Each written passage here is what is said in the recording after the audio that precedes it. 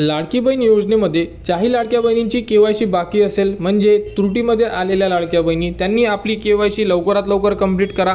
त्यानंतर ज्याही लाडक्या बहिणी आहे की ज्यांनी आपली केवायसी ही कंप्लीट केलीच नव्हती, म्हणजे केवायसी करायचे विसरले, काही तांत्रिक अडचणी होत्या की त्या केवायसी करू शकलेल्या नाही आहे, त्या लाडक्या बहिणींचे सुद्धा आता हप्ते जे आहे जानेवारी महिन्यापासून बंद होणार आहे। बंद झाल्यानंतर त्या लाडक्या बहिणी केवायसी करू शकणार का, किंवा हे जे ऑप्शन दिलेलं आहे केवायसी करण्यासाठी, यामध्ये त्या लाडक्या बहिणी केवायसी करू शकतात का, अशाबद्दल भरपूर साऱ्या लाडक्या बहिणींच्या मनात प्रश्न निर्माण झालेले आहे आणि केवायसी करण्याचा प्रयत्न करत आहे, परंतु केवायसी होत नाही आहे। तर यामध्ये ज्या लाडक्या बहिणींची केवायसी केलेली आहे, म्हणजे केवायसी केली होती तरीसुद्धा हप्ते बंद झालेले आहे, दोन हप्ते जे होते म्हणजे नोव्हेंबर आणि डिसेंबर, ते हप्ते जर बंद झाले असेल तर त्या लाडक्या बहिणींसाठीच फक्त हे ऑप्शन उपलब्ध करून दिलेलं आहे।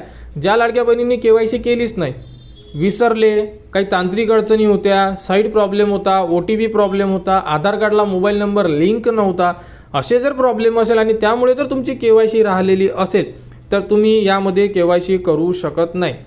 केवायसी केलेली आहे, केवायसी चुकली किंवा केवायसी करूनसुद्धा पैसे आलेले नाही आहे, त्या लाडक्या बहिणी इथून केवायसी करू शकतात। इथे क्लिक केल्यानंतर जर तुम्ही इथे तुमचा आधार कार्ड नंबर टाका,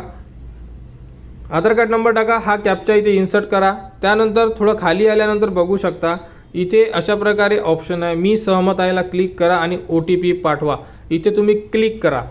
बघू शकता आधार कार्ड नंबर टाकला आहे, कॅप्चासुद्धा इन्सर्ट केलेला आहे, त्यानंतर मी सहमत आहेला क्लिक केला आणि OTP पाठवायला क्लिक केला आहे। बघा काय एरर आलेला आहे, हा आधार क्रमांक KYC दुरुस्तीच्या यादीत नाही। याचा अर्थ असा आहे की तुम्ही यामध्ये KYC केली असेल तर तुमची KYC बरोबर आहे, पहिला पॉईंट आहे हा। जर KYC केली असेल तुम्ही तर तुमची KYC बरोबर आहे, तुमचे हप्ते थांबलेले नाही।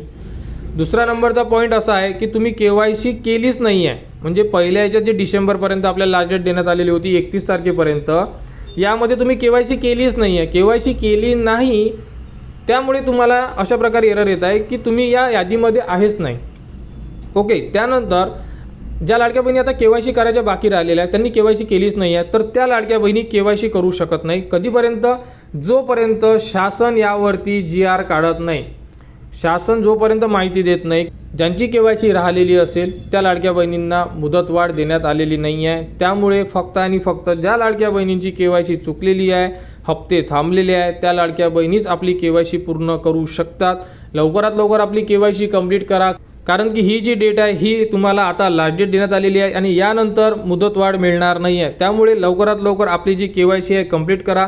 कोणत्याही लाडक्या बहिणींना जर अडचण असेल तुम्ही कमेंट्स करू शकता, कमेंट्सवर सुद्धा तुम्हाला संपूर्ण माहिती दिली जाणार आणि जानेवारीचा जो हप्ता असणार आहे हा लाडक्या बहिणींना कधीपर्यंत जमा केला जाणार याबद्दलची सुद्धा लवकरच अपडेट तुम्हाला आपल्या चॅनलवर देण्यात येणार।